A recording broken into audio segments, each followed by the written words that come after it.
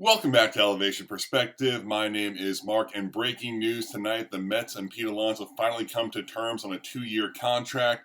Let's break it down. Mark Feinsand of MLB.com was all over this on Wednesday night. The tweet reads here, Alonso's deal is for 2 years and $54 million with an opt-out after 2025 per source. Alonso gets a $10 million signing bonus and a $20 million salary for 2025 with a $24 million player option for 2026. Feinsand also reported that the Mets offered Alonso a 3-year, $71 million deal as well, but he chose a 2-year deal with a higher first-year value.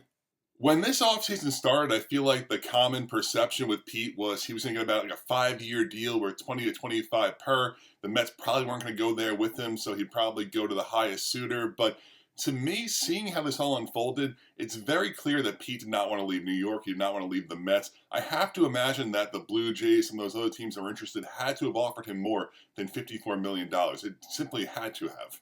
I have at length on this channel described the Pete Alonso decline and all the problematic factors about giving this player a long-term deal, but a 2-year deal is an absolute no-brainer for the Mets.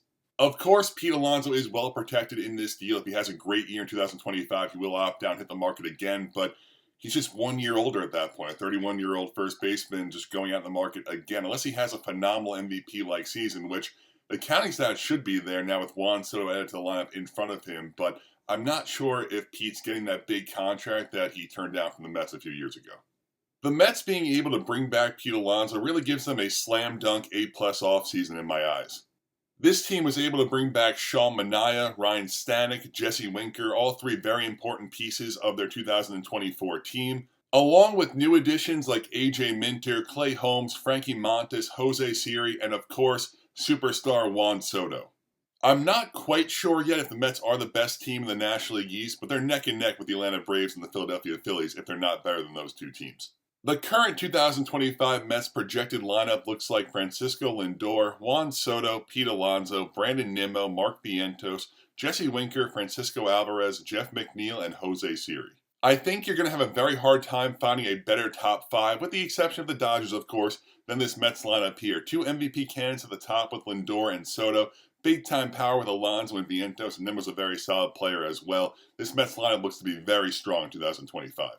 Overall, it's a weird feeling here of partial shock and partial not. Like I said, I felt like Pete was always going to find his way back to the Mets, but seeing a 2-year, $54 million deal for this player is really astonishing. With that being said, Pete Alonso is back to the New York Mets, just leaving Alex Bregman out there as the big fish left in the free agent market. He better sign soon. Of course, spring training is starting in just a few weeks. Hopefully everyone enjoyed this video, and thank you so much for watching.